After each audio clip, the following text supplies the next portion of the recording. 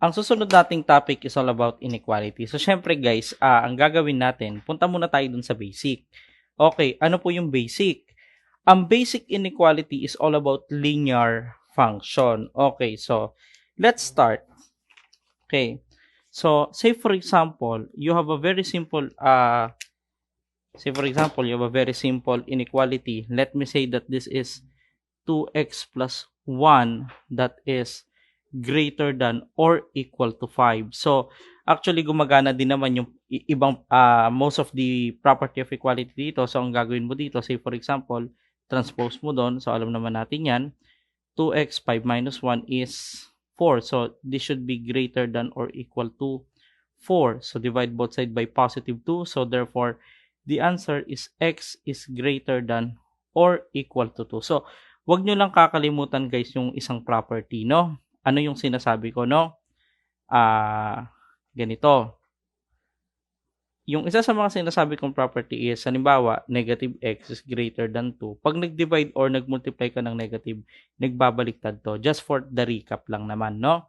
Okay, so anyway, so kailangan alam mo siya i-drawing sa number line. So, tingnan natin, no? Drawing natin sa number line. Okay? So, this is negative infinity to positive infinity. Okay? So, ano mangyayari? Hanapin natin yung 2. So, say for example, ito yung 2. Ngayon guys, ganito. Kapag kasama ba sa solution set yung 2? Yes. Okay. Kailan yung mga cases na hindi kasama sa solution set yung mismong number na to? Okay, kapag ang statement ay greater lang. So, ibig sabihin, hindi kasama yung 2. So, ngayon, paano siya nire-represent sa number line? So, this is how. Okay, since kasama yung 2, you put a circle. So, shade it. Solid dapat. So, pag sinabing x is greater than 2, papunta doon, no? Up to infinity. So, that is how you represent the solution set of 2x plus 1 is greater than or equal to 5. Or in interval form, that's very simple. Okay. From 2 to positive infinity. So, actually, dalawang enclosure yung meron ka. Meron kang bracket, meron kang parenthesis, meron kang bracket.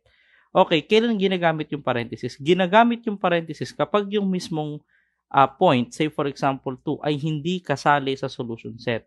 Bracket naman pagkasali. Since kasali mismo yung 2 sa solution set kasi nga ang statement ay greater than or equal to 2, so therefore, ang gagamitin natin ay bracket. And of course, for infinity, it is always what? It is always a parenthesis because you cannot reach infinity. Okay? So that is the simplest idea of the inequality sa linear, no? Okay, so erase na natin to, no? Okay, next naman. Punta tayo sa susunod na problem. Okay. Say for example, punta tayo sa yung concept ng complex inequality. Say for example, you have 3x plus 10, okay, is greater than or equal to 15, but what's this? Less than 40. Okay, so ito yung tinatawag nating mga compound inequality in which you have two inequality statement that you should satisfy at the same time. So, ibig sabihin, ang concept niyan ganito. So, you actually have two inequality. So, merong left and right. Ngayon, meron ding isa dito, 3x plus 10 is less than 40. So, dahil you need to satisfy two things at the same time. So, sa set theory, ang concept nun is and, no? So, lagyan natin ng ganyan. So, pag sinabing and, ibig sabihin, kukunin natin yung intersection ng solution set ng bawat inequality na yan, ano? So, in short, halimbawa ito, solve natin.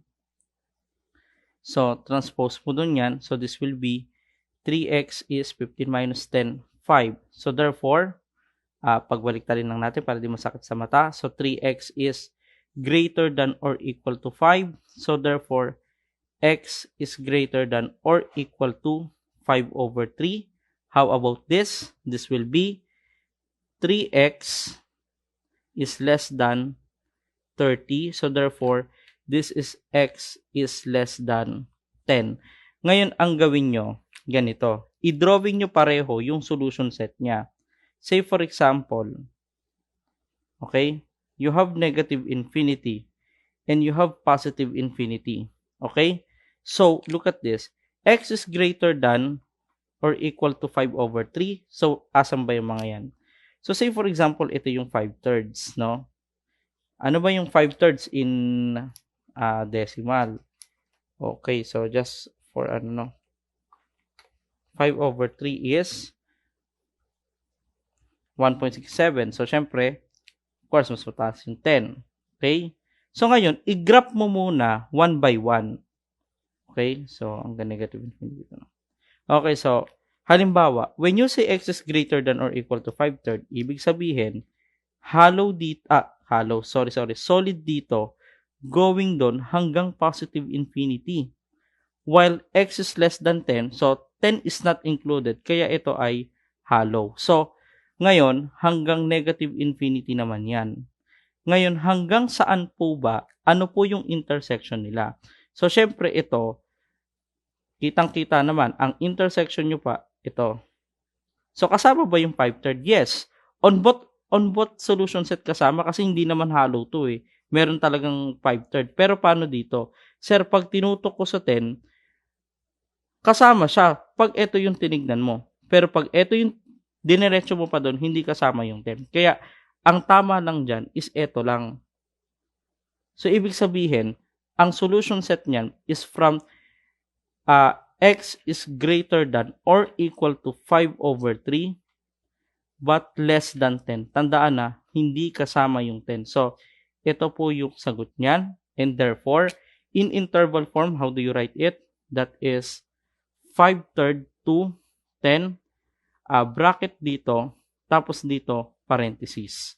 Okay, so ngayon, tignan natin yung iba't ibang cases. Okay, so, let me erase this.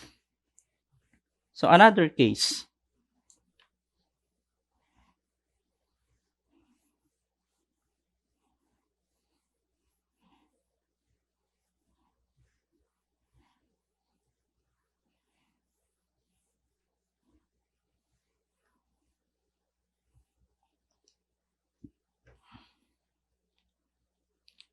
Say, for example, we have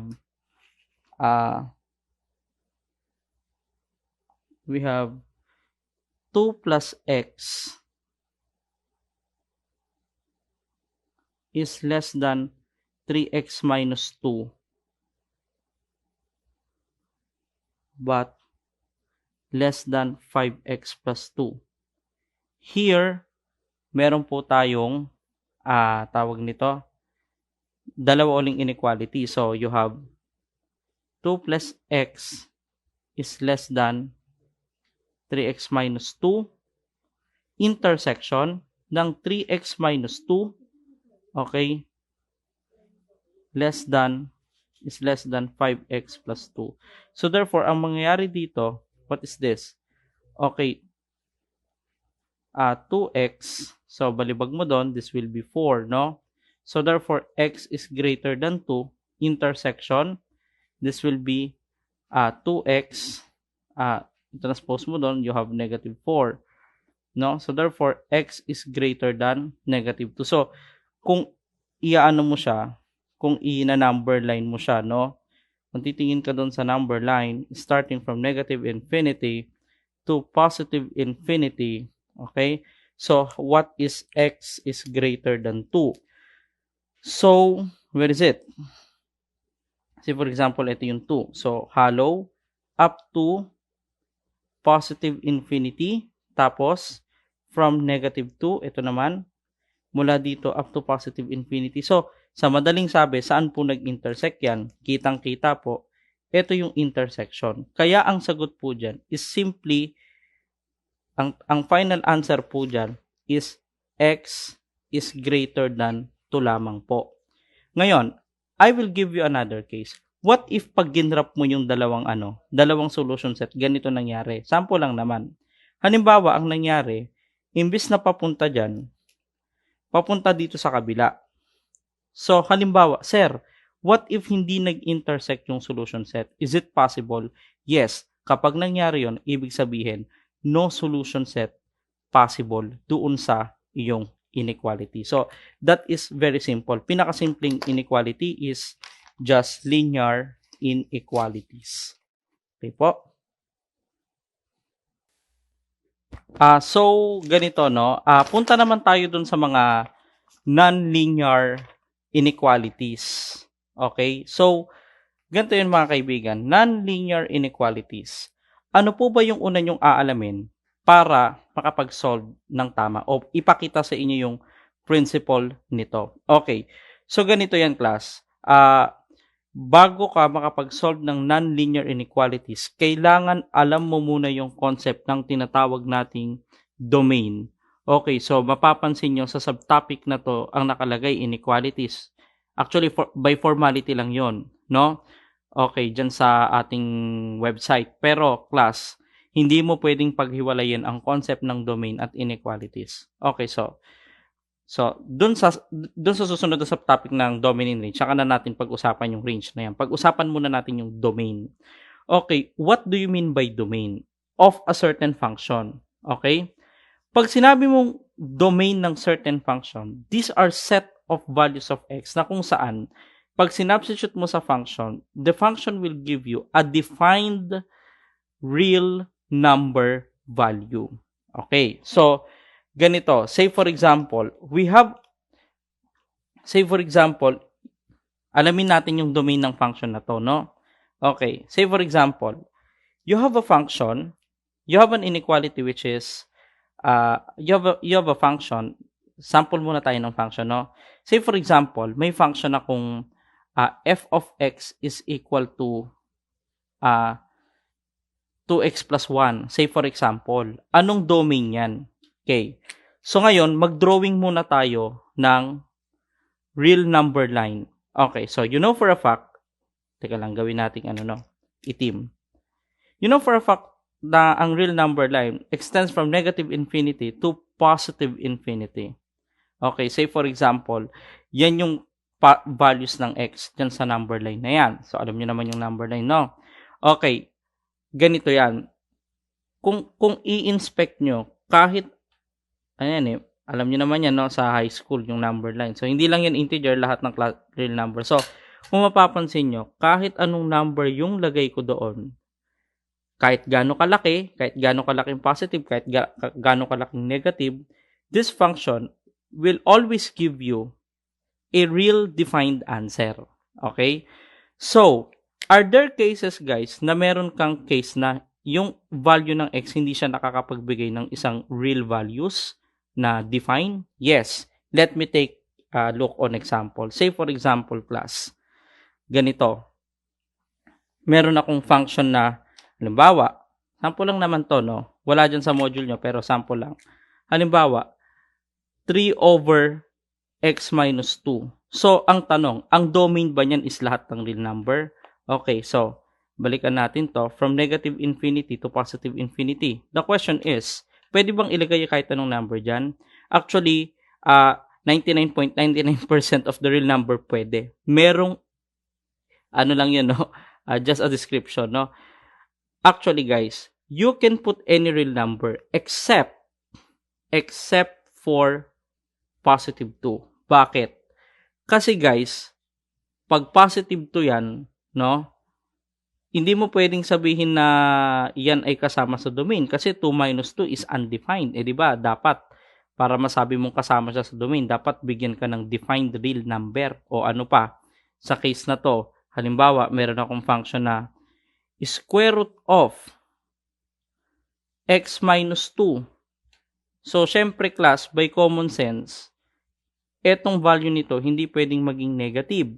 Ibig sabihin, ang pwede lang values ng x dyan ay 2 pataas. Hindi pa pwedeng 1 kasi 1 minus 2 is negative kasi magiging hindi na real number yon. Okay? So, yun yung pahapyaw na concept ng domain. So, dapat defined and dapat real number yung magiging value ng function para yung x ay kasama sa domain. Okay, so let us start. Say for example,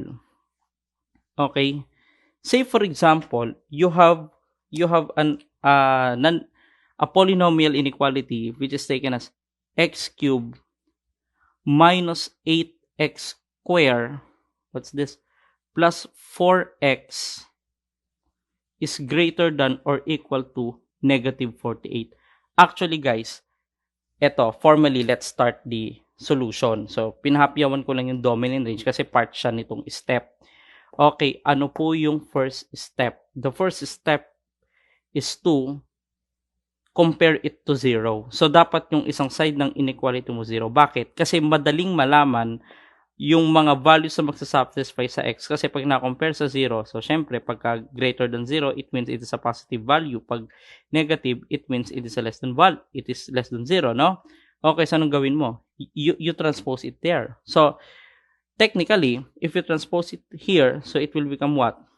X cubed minus 8x squared, no?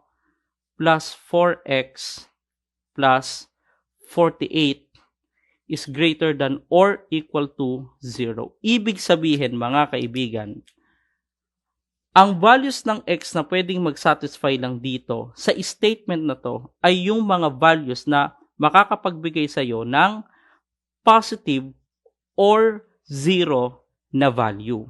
Naintindihan na? Ang basa dito, greater than or equal. Ibig sabihin, tatama yung statement pag yung value nito is positive or naging eksaktong equal to 0. So, yun yung first step, no? Equate to 0. Tapos, ayun, no? So, in-explain ko naman kung kailan magiging tama yung inequality. Ngayon, what is step number 2? Okay.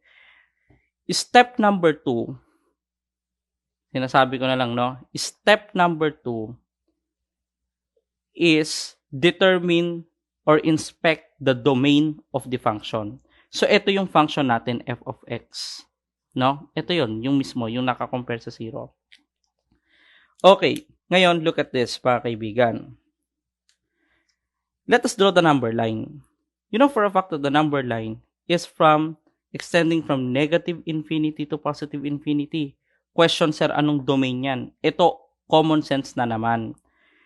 Kahit naman anong value ng x ang ilagay mo dyan, wala namang case na magiging undefined yan or imaginary kasi polynomial yan. Imposible naman na maglagay ka ng number dyan tapos naging imaginary o kaya naging undefined kasi polynomial nga. At pwede ka maglagay ng value ng x kahit gano'ng kalaki o kaya kahit gano'ng kalaking negative number. So what does it mean? Meaning the domain of this function is from negative infinity to positive infinity. So look at this. Negative infinity to positive infinity. Bakit mahalagang kailangan malaman ang domain ng isang particular function? Kasi common sense. Ibig sabihin, kung saan yung domain, doon lang yung values na i-inspect natin. So, yung mga values ng x na hindi kasama sa domain, hindi natin isasama sa pag-analyze ng ating inequality. So, sa case natin, dahil ang domain niya is from negative infinity to positive infinity, lahat yan kasama. Okay? So, that is the second step, no? Okay, ano yung susunod na step? Okay, next step is determine kung merong zeros or asymptote yung function. So, what does it mean by zeros? Okay, so when you say zeros, okay, ano ba yung zeros, mga kaibigan? Okay, these are values of x that will real values dapat that will make the function equal to 0. So, anong ibig sabihin nun? X cubed minus 8x squared plus 4x plus 48, okay, plus 48 is equal to 0. Okay, ngayon, ganito ang mangyayari. Kung may calculator ka na kayang mag-solve yan, idiretso mo na. So, sa case ko, meron ako. Halimbawa, ito, no? Gawin nyo, mode, equation, number 5. Tapos, saan ba yung cubic dyan? Number 4. Tapos, ilista mo yung mga coefficient. So, dapat nakaganyang form. Okay, yung coefficient yan is 1, negative 8, 4, and 48. Okay, so, there are 3 values. Ano yung 3 values natin? O, sulat natin dito. They are x equals negative 2. Okay? Ano pa? x1, x2 equals 6, and then x3 is equal to 4. So, sir, may asymptote ba? Wala po. Paano po ba nakukuha yung asymptote? Yun yung values, dediretsuin ko na, yun yung values ng x na magiging undefined yung function mo. Nangyayari lang naman yung kapag meron kang rational function, which is nakita nyo naman sa partial fraction kung ano yun, no? Okay, so, ngayon, anong gagawin natin? So, erase ko lang muna to, no? Okay, para may space ako. So, look at our domain. Lagyan mo ng marka yan. So, where are those? Negative 2. Okay? This is negative 2. Ano pa? 4 and positive 6. These are the values of x that will make that equal to 0. Okay, question. Ito unang muna itanong nyo sa sarili nyo. Yung negative 264 ba is part ng solution set? Yes. Why? Because if you substitute any of these values here, the function will become equal to 0. So, tama ba yung expression pag naging 0? Yes. Because the statement says it should be greater than or equal to 0. So, dahil kasama siya sa solution set, lalagyan mo na siya ng heavy dot, no? Ayan. Ngayon, class, ganito. No? Okay. Sir, paano po natin isosolve yan? Ito na yung susunod na step. Okay? Here is the next step. Idinakuha mo na yan, no? Wala ka namang asymptotes. Zeros lang meron ka. After nyan, saka ka magta-trial ng mga values at every interval. Okay, so ganito, no? Ilabas natin yung ating calculator. Okay. So, ang gawin mo para makapag-trial values ka, i-type mo muna yung yung ating equation. That is alpha x. What's this? No, malabo mata ko, hindi ko makita. X cubed minus 8 alpha x square plus 4x, no? Plus 48. Okay. So, di ba yan yun, no? Okay. So, ngayon, anong gagawin natin? In-equals ko lang pero not necessarily napindot ko lang, no? Okay. So, ayan, no? X cubed minus 8x squared plus 48. Ita-type mo lang siya. Ngayon, ganito mangyayari. I-calc mo. Say, for example, calc. Try any values on every interval. Say, for example, sa interval na to. Ano bang mga number na pwede dyan? Kahit ano. Say, for example, negative 5, negative 3. Say, lagay mo, ano ba? Negative 5. Ano ang naging value ng function? Okay, look at this. Negative 200, negative 7, negative 227. So, therefore, negative siya dito. Okay? Negative siya doon. Tapos, i-check mo sa ibang interval. Halimbawa, negative 2 to 4. Ano ba yung number na nandyan? Sabihin natin, 1, no? So, calc mo uli yan. Calc 1. What's the answer? That's positive. So, positive dito. Okay? So, in between 4 to 6, ano ba? Sa halimbawa, 5. Calc 5. And the answer is negative. Okay? Ayan. And then, after 6, calc natin. Calc, sabihin natin 8, no? 7. Pwede, 8 na lang. So, positive. Okay, ibig sabihin, class, di ba, tatama lang yung statement kapag ito is patayin natin yung calculator natin. Gagana lang yan, ito, kapag positive or 0. So, saan siya nag-positive? Ito yung mga interval na nag-positive yan. Dito, saan pa? Tsaka dito. So, finally, we have now the answer. So, dito yung mga interval na siya ay tatama. Okay, so therefore, erase natin to muna, no?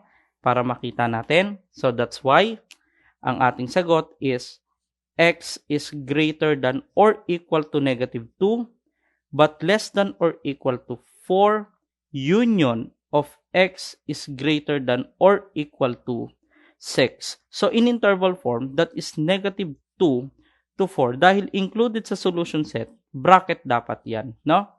Okay, union of, 6 up to the positive infinity. Okay, so syempre dapat parenthesis yan. So that is how you solve the inequality. Okay? So, po, no?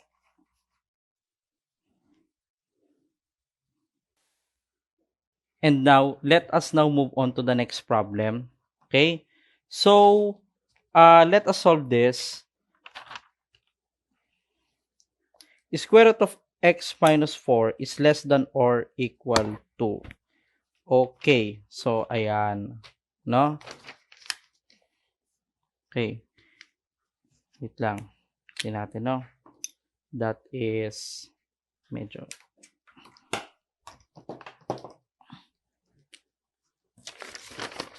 square root of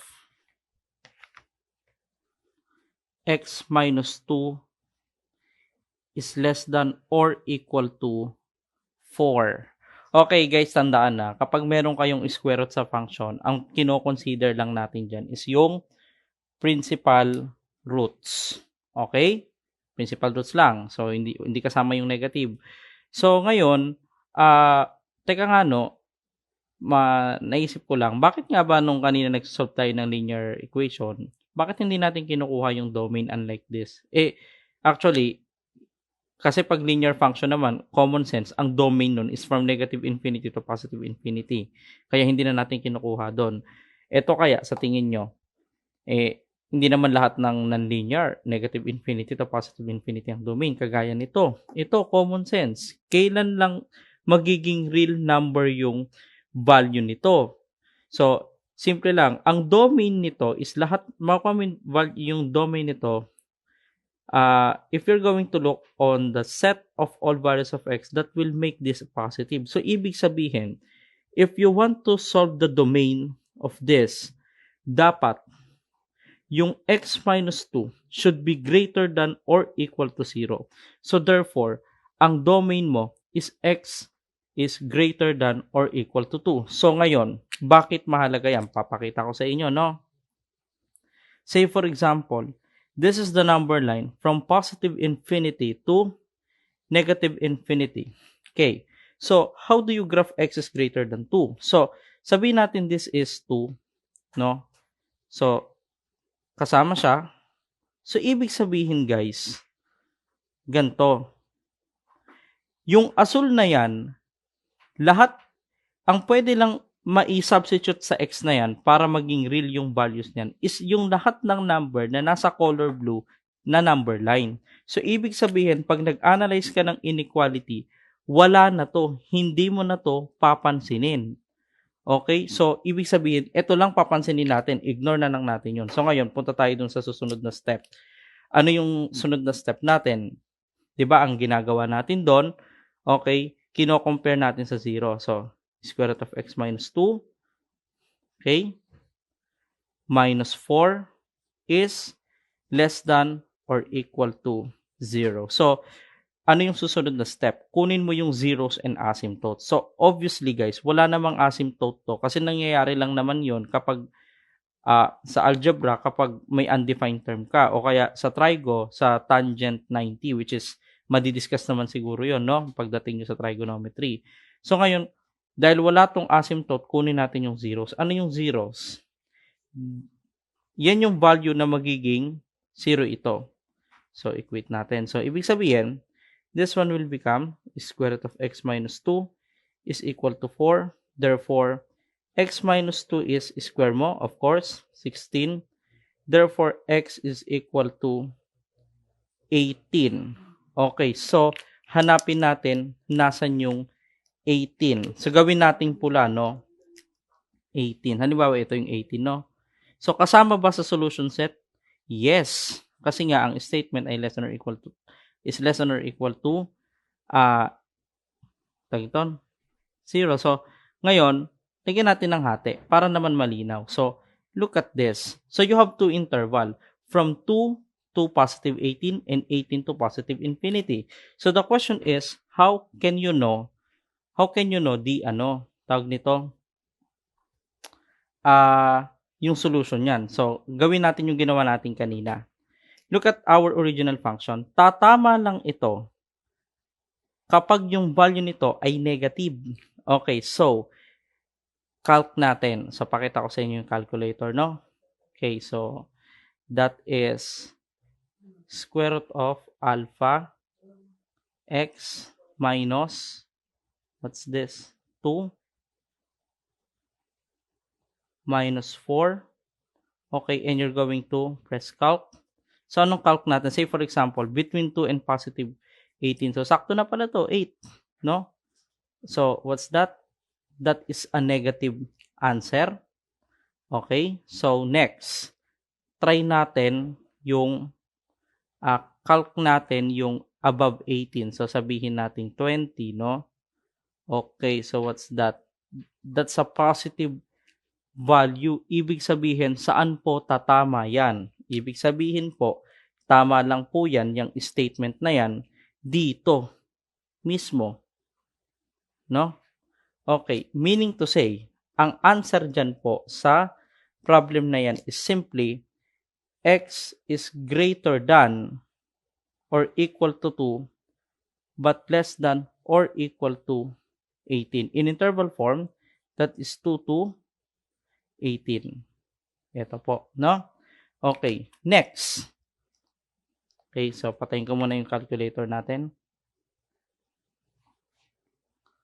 Ayan, no? So, erase ko muna to.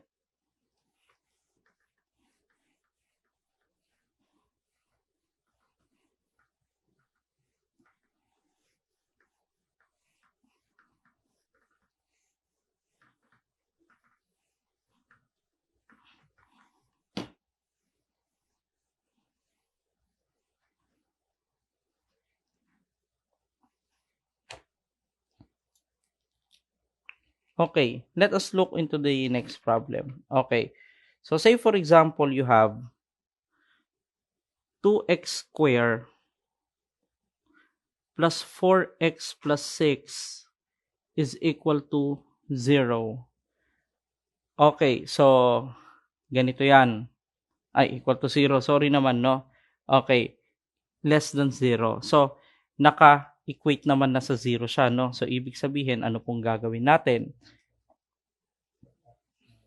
Ang gagawin po natin dyan, ganun ulit, try natin humanap ng zeros and asymptotes. Ito, practically, wala naman siyang tawag nito. Wala naman siyang, tawag nito. Wala naman asymptotes yan. So, check natin yung zeros niyan. So, let us check. So, kung isosolve ko yan gamit yung quadratic o kaya kahit anong way, pwede din sa calculator kung meron kayong calculator na nakakapag-solve ng quadratic. Iyan po ay ang zeros niyan. So, kunin natin 2x squared plus 4x plus 6 is equal to 0. So, marunong naman kayo mag-solve ng tag nito.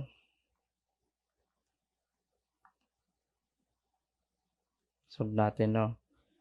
4 squared minus 4 times 2. 6 over 2 times 2. Okay? So, anong napapansin natin?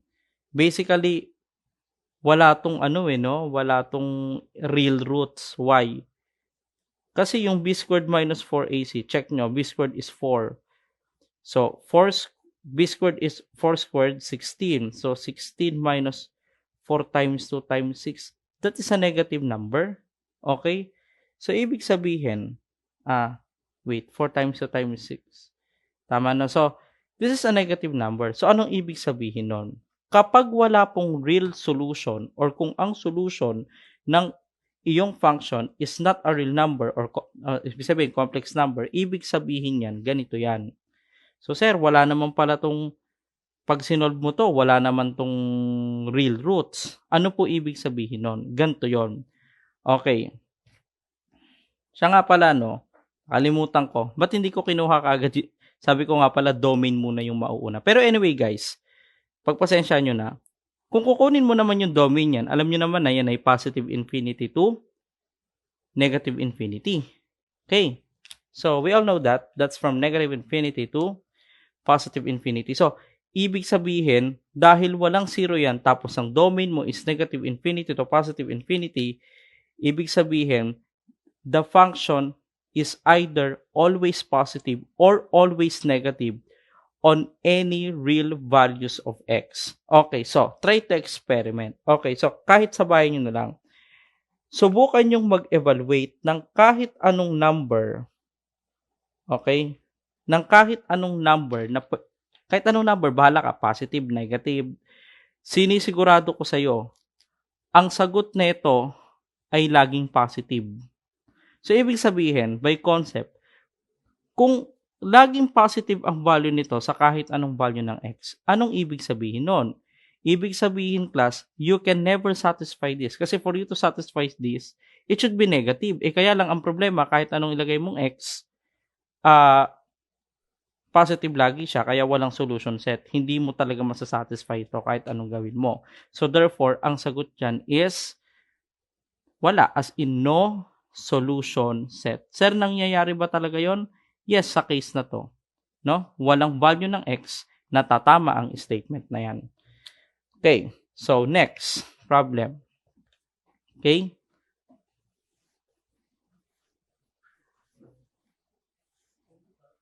Say for example, you have, ito madali lang, x to the fourth plus 2 is greater than 0. So by inspection, tatama lang to if the value of this is positive. And by common sense, at saka siya nga pala, no, ano ba domain pala niyan? Ang domain nito, syempre, alam nyo naman, from negative infinity to positive infinity. Kasi kahit, sulat ko na nga lang, para formal. Ang domain niyan, of course, negative infinity to positive infinity. Kahit naman anong value ng x, pwede mo ipasok dyan. At ito maganda, kahit anong ipasok mong value ng x, the answer is always positive. Therefore, para masatisfy mo nga, ito, based on this statement, dapat lagi itong positive. Anong ibig sabihin nun? Whatever value of x, you put it there, this is always, the value is always positive or greater than 0. So, therefore, ang sagot dyan is all real number. So, ang tawag dito sa ganitong klase ng inequality na kung saan kahit anong ilagay mong real number, the inequality is always the same. Ang tawag dyan is absolute inequality. No? Class, don't confuse sa absolute value inequality. Magkaiba po yun, ha? Okay, so ang tawag dyan is absolute inequality. So ngayon, yung mga inequality na sinasolve natin kanina na nagiging true lang for a certain value of x, ang tawag naman doon is conditional. No? Yung nasolve natin na cubic equation inequality, no? Okay, so ngayon, let us move on. Okay. Look at this. Say for example, next problem is x squared minus 36 over x squared minus 1 is greater than or equal to 0.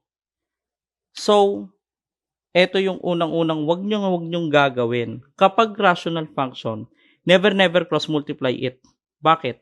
Kasi pag cross multiply mo, mababago na po yung statement of inequality. Tandaan, this problem is inequality. You are not actually solving an equation.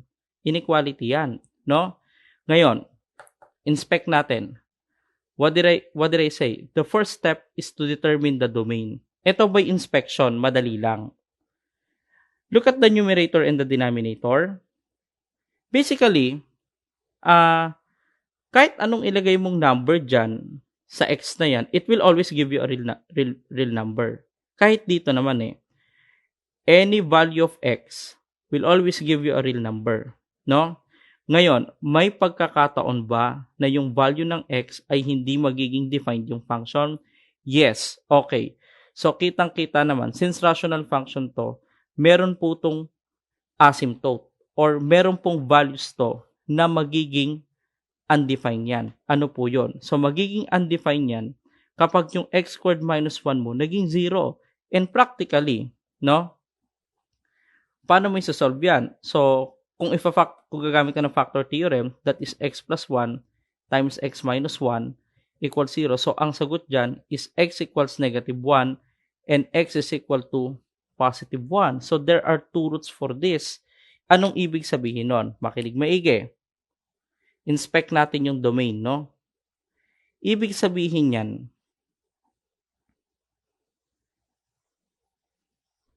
nawala ng tinta. Okay, wait lang ah. So, ibig sabihin yan, say for example, this is positive in, teka, itiman muna natin yung number line, no? Okay. Ibig sabihin, say for example, this is the number line, positive infinity to negative infinity. By inspection, you can put any number here except negative 1 and 1 kasi magiging undefined yan. So, ilagay natin doon. So, ihalo natin. Ibig sabihin paghalo, meaning, hindi kasama sa domain yan, no? Sabihin, ayan, hindi rin yan kasama sa domain. So, ngayon, ano ang domain yan? Ang domain yan is ito. Lahat ng number dyan, wag lang tong 1 tsaka negative 1. Pwede mong isalpak dyan. Pwede rin yun nandito. At pwede rin yun nandito, no? So, any real numbers can be put it there. You can put any real numbers there. Wag lang maging 0. So, ito lang hindi kasali. So, ito na yung domain, yung color blue. So, saka ngayon pumunta ka sa susunod na step which is compare mo sa 0 which is hindi na natin yung gagawin kasi naka-0 naman na yan. Okay?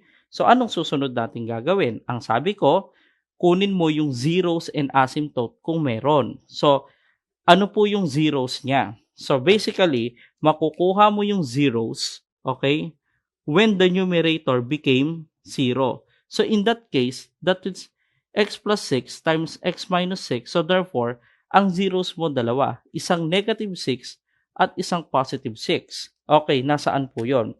So, lagay natin dito. So, this is, sabihin natin, ito yung 6. And this is negative 6. Question, is negative 6 and 6 included in the solution set? Yes, of course, because the statement says it should be greater than or equal to 0. Kaya ang gagawin natin, ano na yan, no? Solid. Okay, ngayon, lagyan natin ng marker. Sabi ko kanina, you get zeros and asymptote. Sir, may asymptote ba yan? Yes. Ang rational function, ang asymptote, is yung values na naging undefined siya, which is nakuha na natin kanina. Saan po ba yung asymptote niyan? Idi dito rin sa negative 1 and 1. Kaya, meron kang marker dyan, no? Ngayon, how many intervals do we have? That's 1, 2, 3, 4, 5. And then, we are going to check, ang gagawin natin sa function na to, magsasubstitute tayo ng values dito sa mga interval na yan. And let us check kung ano yung magiging sign. Okay, I will show you, no? So, labas natin uli yung calculator natin. So, type natin yan. That is x squared minus 36 over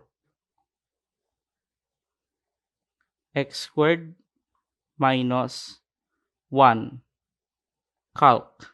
So, any number less than negative 6. Let us say negative 8. No? What's that? That is a positive value, no? And then, in between negative 6 and negative 1, let us say, siguro negative 5 pwede, no? What's the answer? This is negative. Okay? So, next.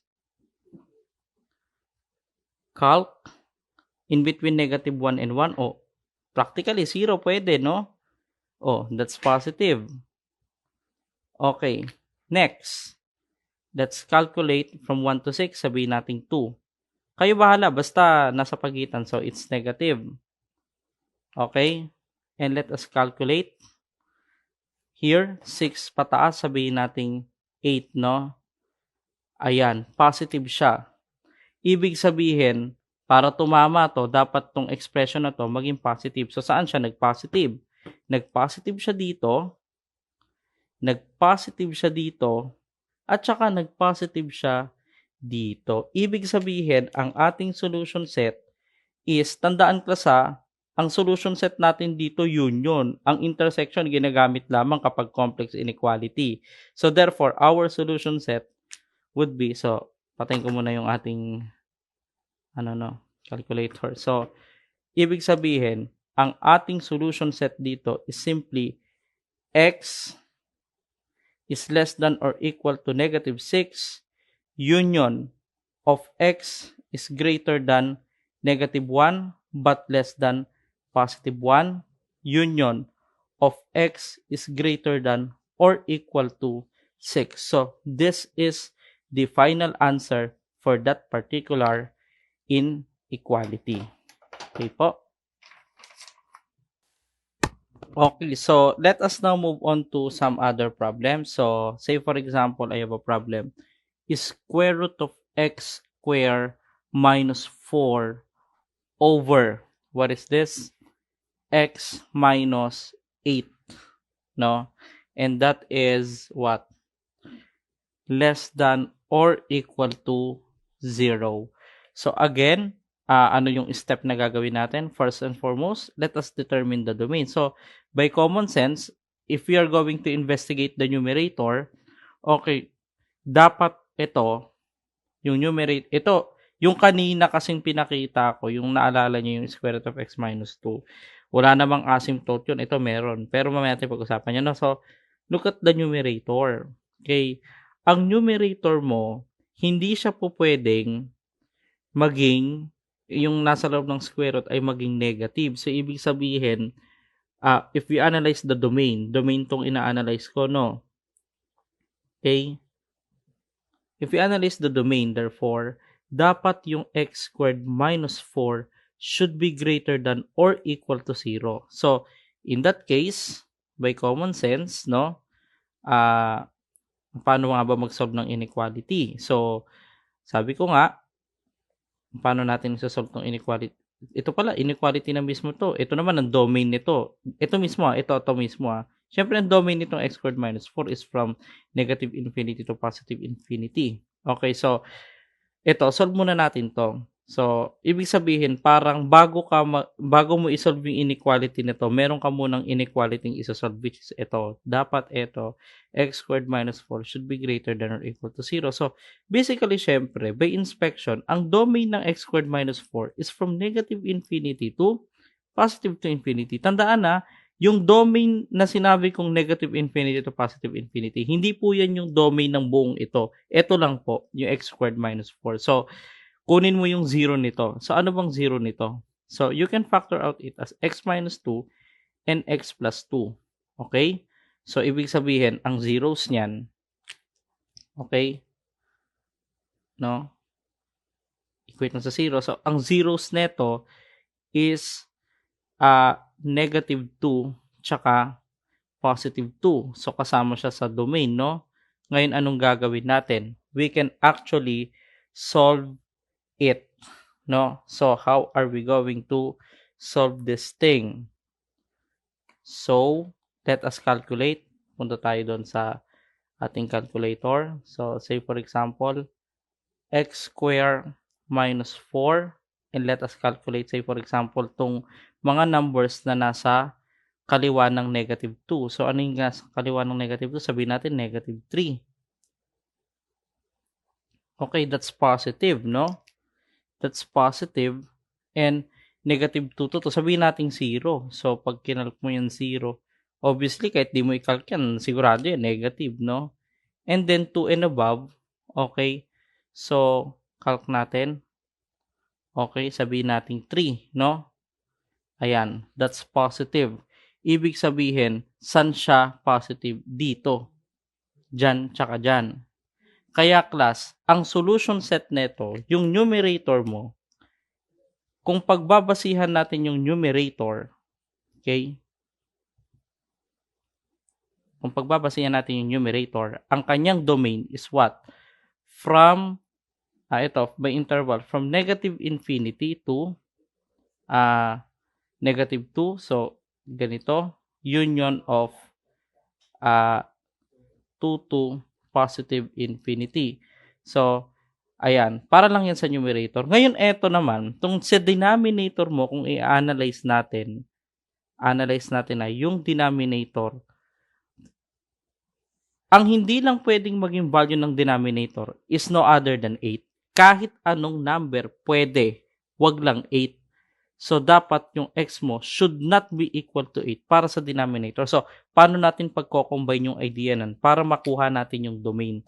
Ibig sabihin, para makuha natin tong domain nito, look at our, say for example, let us look at first on our number line. Okay. So, isa-isahin mo. Negative infinity to. Ito, positive infinity. Kung pagbabasihan mo yung domain, ang sabi ng domain, pwede ka lang daw magkaroon ng number from here up to here, tapos here up to here. So, let us draw it, no? Okay, sabi ng numerator, sabi ng numerator to, no? Ito ka lang pwede magkaroon ng value ng x. Okay? Diyan lang. Pero may isa pa. Anong sabi ng denominator? Sabi ng denominator mo, dapat yung value ng x, hindi pwedeng kasali yung 8. Ibig sabihin, class, di ba to ito, hanapin natin yung 8. Kaya, maglagay tayo ng butas dyan. Anong ibig sabihin nito? Ibig sabihin, in conclusion, sa function na yan, pwede kang maglagay ng kahit anong value ng x na nasa blue na to, wag lang yung 8 kasi magiging undefined. Ngayon, dahil alam na natin yung ano natin dyan, tawag nito, yung domain natin, saka na tayo proceed dun sa susunod na mga steps. So, hindi na natin gagawin yung pag-compare sa 0 kasi naka-compare naman sa 0 yan. So, anong susunod natin gagawin? We're going to look for the zeros and asymptote. So, hindi na tayo mahihirapan kasi nakuha na natin kanina. Ano yung zeros niya? Okay, ito. Tsaka ito. Ano yung asymptote? Ito naman yung asymptote niya. Okay? So, ayun, no? Yun yung asymptote niya. Ngayon,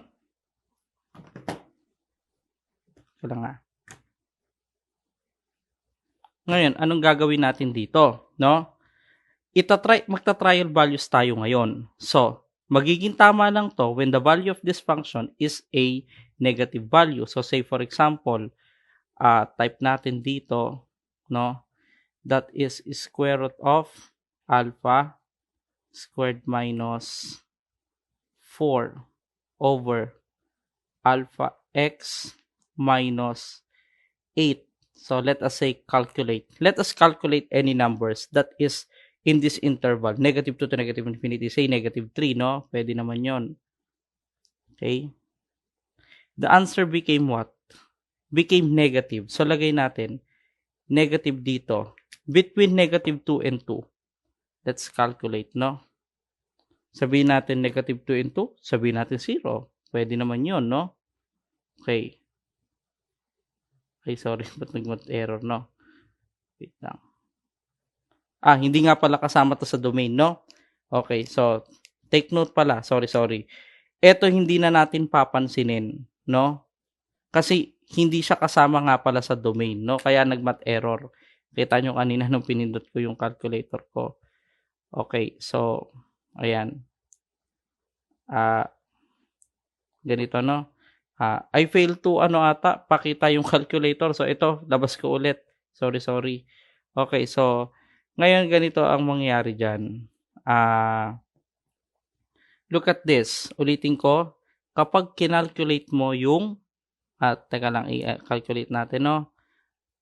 I-type natin, that is square root of alpha x squared minus 4 over x minus 8, no? Alpha x minus 8. And then, let us say calculate. Pakita ko, calculate when x is less than negative 2. Sabihin natin negative 3. So, ayan, no? Pinakita ko ulit. Negative yung magiging value, negative 0.203. Tapos, ito nga pala, wag na natin itong papansinin kasi hindi naman siya kasama sa domain. No? Itong pansinin natin. So, 2 to 8. Let's calculate. Sabihin natin 3.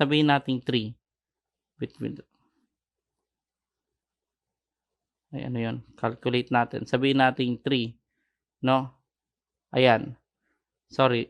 Wrong press lang kanina. So, that is a negative value. No? Ngayon, 8 and above, let us calculate. Calculate say for example, 10. That is positive answer. So, ito po yan. Ibig sabihin mga kaibigan, no? Ibig sabihin po, saan siya tumama? Dito sa interval na to, tsaka dito. So, finally, we have now an answer. So, the answer here should be x is less than or equal to negative 2 union of x is greater than or equal to 2 but less than 8. So, ito po yung sagot sa inequality na yan. Okay? So, next. Let us now move on, no? Okay, erase natin to.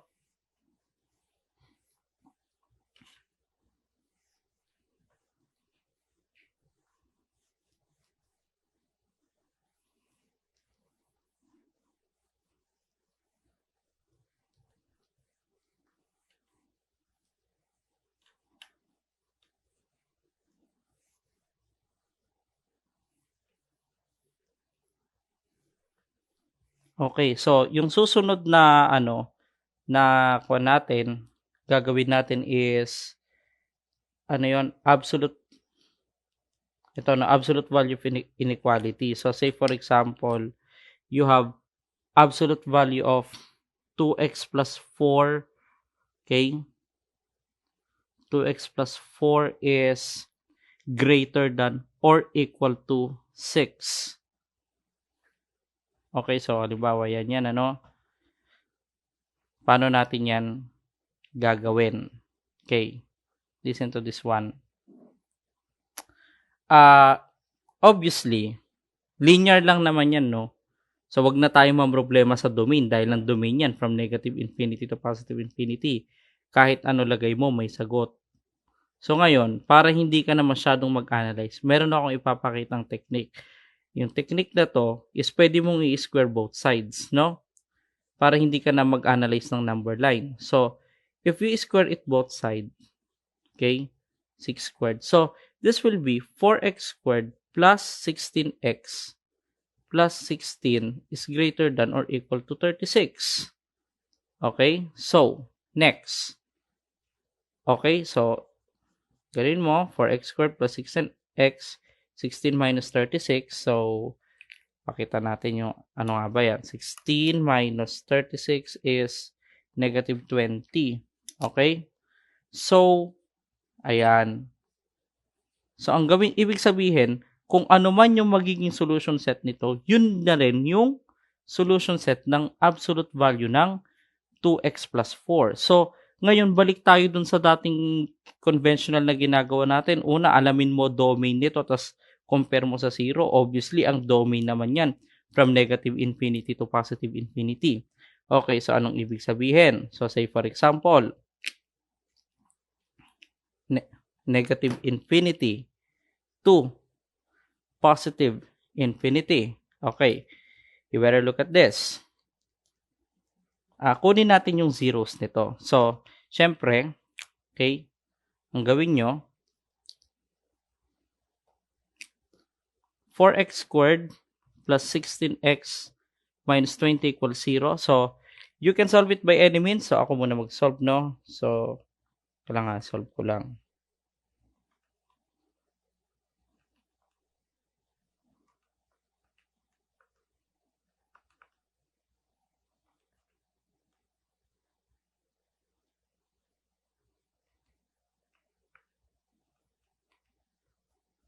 Okay, so ito yung mga sagot. So, x equals 1. Ano pa? So, tsaka x equals negative. So, marunong naman kayo mag-solve siguro ng quadratic equation. Kaya hindi ko na ituturo yung pag-solve ng quadratic equation. So, obviously, mga kaibigan, okay, no? Eto, sabihin natin, syempre kasama sa solution set yung negative 5. So, ito yan. Tapos, ito yung 1. No? Try natin.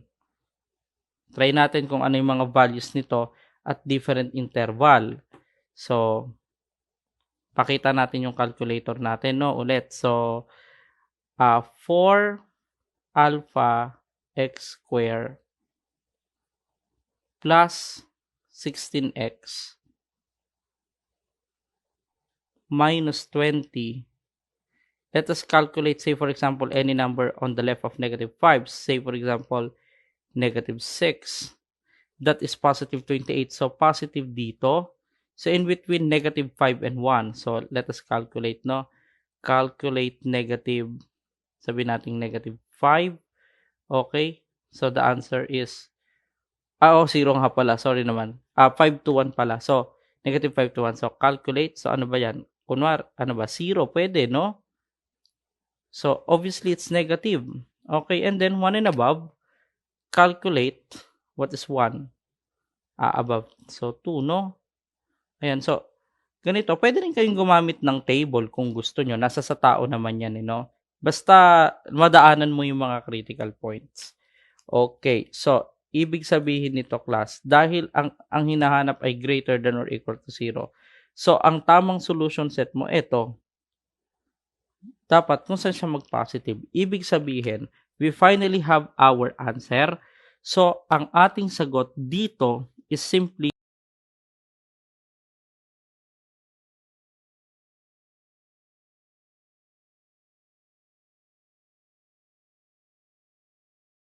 this is the solution set for that absolute value inequality. Okay? So, ngayon, ano yung susunod na tanong? Okay. Next question is, yun din, kaya lang baliktad, no? Okay, syempre para hindi na tayo masyadong matagalan doon dito sa topic na to. Simple lang to. Okay, erase ko Hindi ko buburahin to. Okay, para makita nyo lang yung concept. Okay, ano sabi dyan? Pinalitan lang yung problem ay yung statement of inequality. Ang sabi niya lang, ganun pa rin naman, no? Absolute value of 2x plus 4 is less than or equal to 6. So, pareho lang din sa ginawa natin kanina. So, ngayon, ito yung tanong. Sige, pakita ko na din. Ano nga yung kanina? 4x squared plus 16x plus 16 less than or equal to pag in-square mo to, 36. So, that is 4x squared plus 16x minus 20 is less than or equal to 0. So, obviously, ang zeros niyan, negative 5 tsaka 1. Okay. E di, class, iisa lang naman yung interval na magiging na magiging negative yan. Ito lang, no? Kaya burahin natin to sa particular problem na yan. Ang sagot naman natin is ito. That's why the answer for this inequality is simply x is greater than or equal to negative 5 but less than or equal to positive 1. So, yan po ang principle niyan. So, ang tinuturo ko po sa inyo is principle talaga.